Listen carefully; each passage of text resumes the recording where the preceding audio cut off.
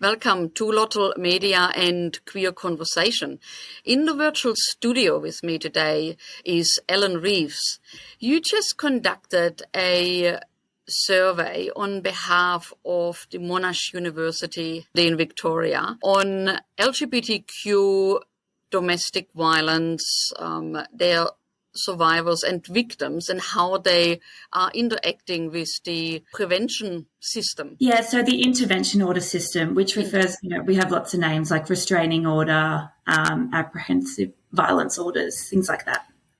This is really super interesting because most people don't probably even realize that domestic violence is a threat to our community. We don't know about it, and victims and survivors, it takes them just that much longer to get help. And not only from their own realization that they are suffering or that they are experiencing domestic violence, but also the support system needs to understand this exists.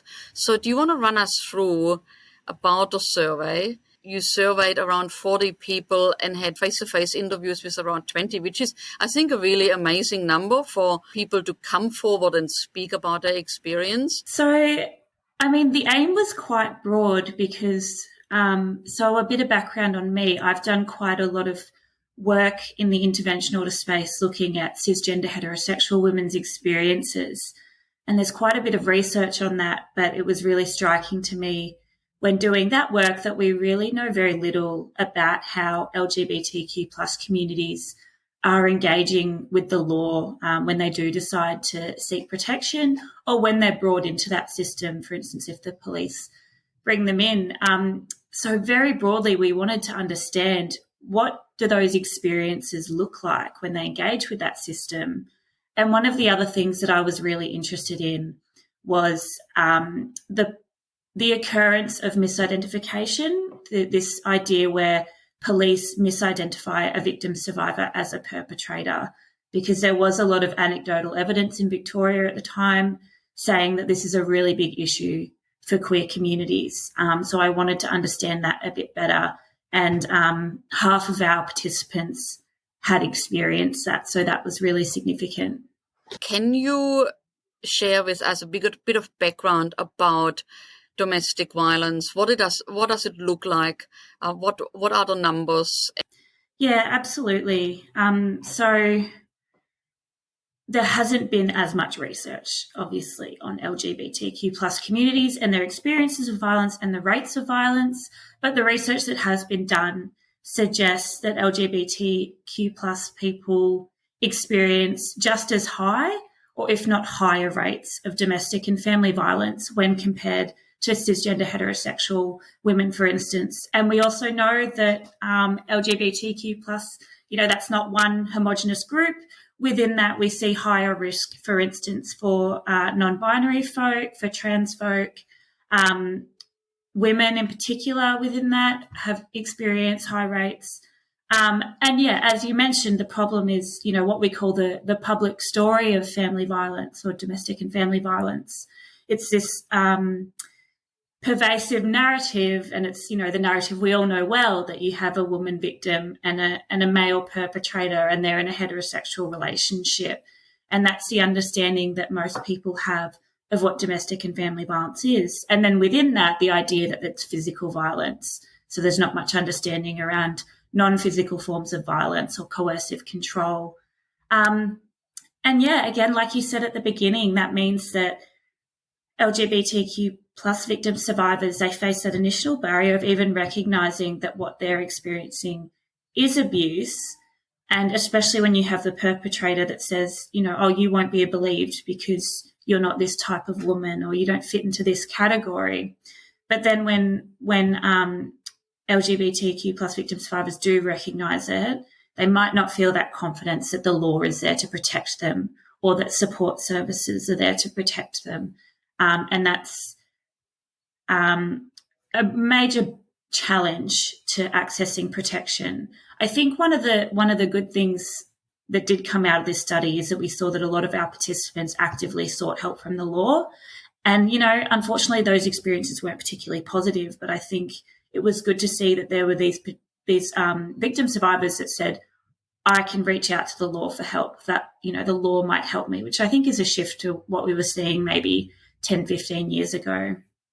But I'll also just add, in terms of experiences of domestic and family violence, LGBTQ plus people experience many of the same sort of the headline types of family violence, such as physical violence, emotional abuse, psychological abuse, stalking and all of that. But they also can experience that in very unique ways, such as, having transition-related hormones or medication withheld, threatening to out the victim survivor to their family, to their workplace, to their community. So it manifests in these really unique ways. And we also see quite high rates of family of origin violence, that being the biological family of the victim survivor, who might reject that victim survivor due to their gender and or sexual identity, which manifests in this form of family violence.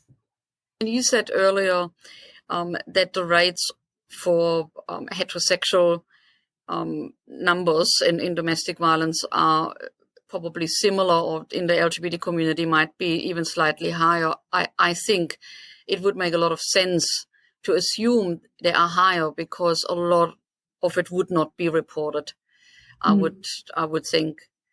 So yeah, absolutely. And so with this background, you looked at a particular section, I guess, of intervention, and how that works for the heterosexual community and compared to how it works to the LGBT community. And what did you research? What were the key findings?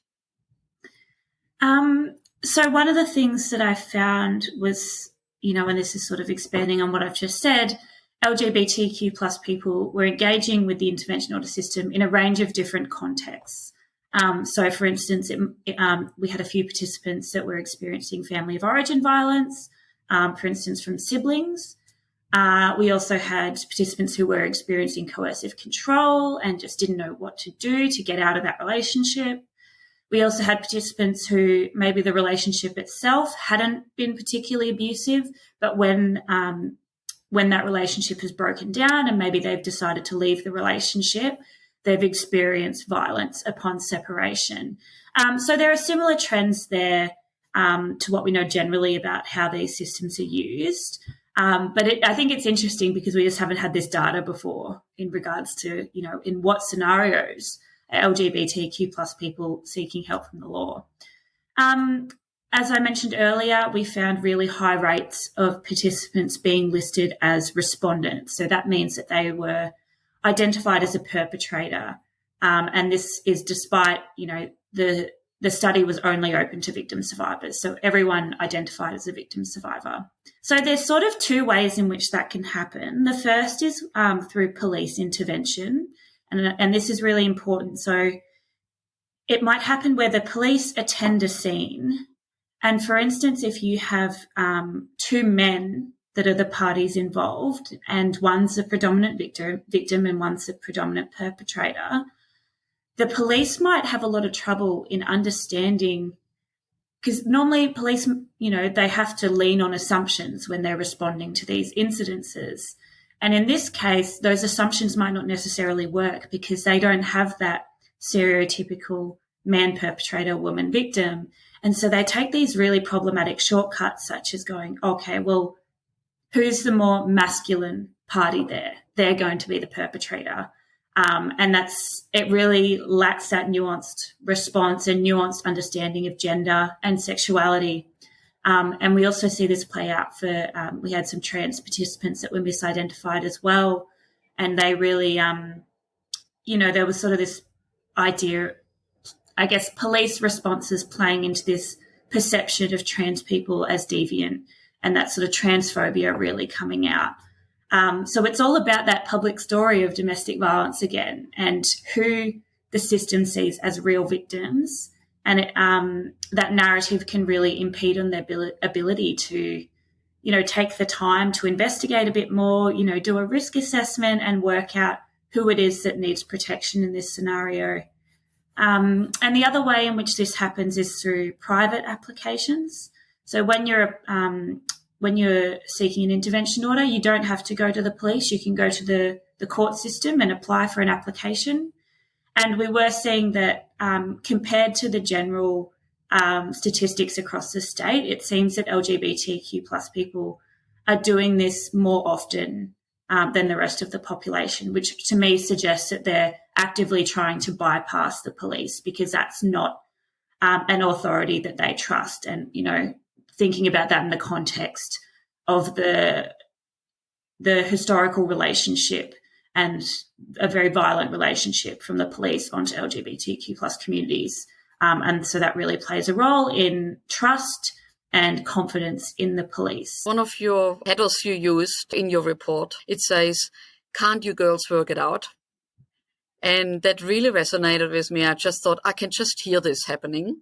What's your take on that? Yeah, it was interesting, and we saw this play out with a range of different participants. So we had that was a lesbian woman who, when she reported the violence to the police, it was this dismissive, can't you girls work this out?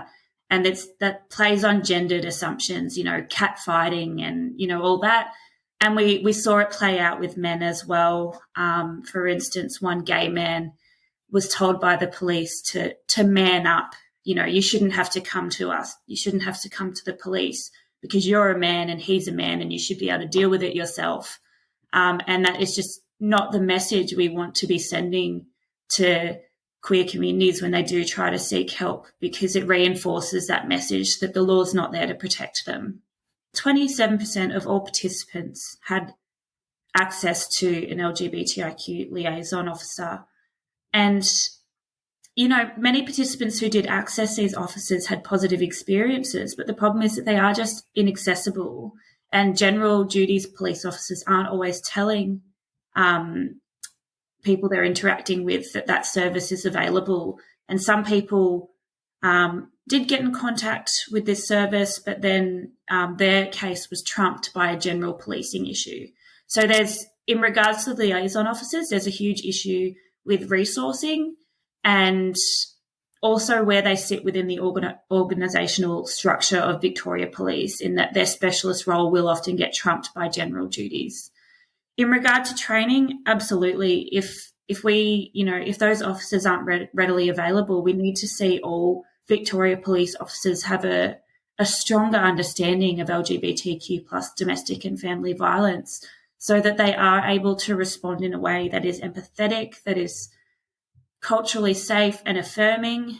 There needs to be across the board training. But also, one of the recommendations that we make in the report is that, I guess in this space, we often sort of rely on education and training to say we need more education and training that will fix this. But cultural change within the police and other institutions is really hard, and sometimes it feels like beating your head against a brick wall. And one of the recommendations that we made is that Victoria Police needs to think about other things that they can do to improve responses. For example, what can we do in the recruitment stage? We do evaluate for mental health issues, other things like that. But what if we evaluated for homophobic views or, sexist views, things like that, so that we can actually stop police officers who do hold those views from coming into the system.